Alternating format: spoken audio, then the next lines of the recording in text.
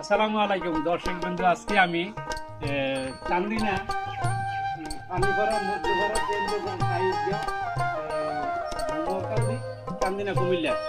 আজকে এই জায়গায় আসিয়া আমার একটু ভালো লাগলো। জায়গাটা দেখেন, ঈদগাহটা এরকম ঈদগাহ আমি কোনো জায়গায় দেখি নাই।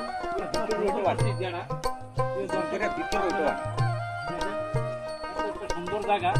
আর একটা বিষয় হইলো, আমি এই জায়গার মধ্যে দাঁড়াইছি একটা ভিডিও করার জন্য। একটা লুক পাইলাম, আমাদের ওইদিকের ফ্রেন্ড আছে, দোস্ত ভাই, একটু এদিকে আসেন না, আসেন না, সমস্যা নাই।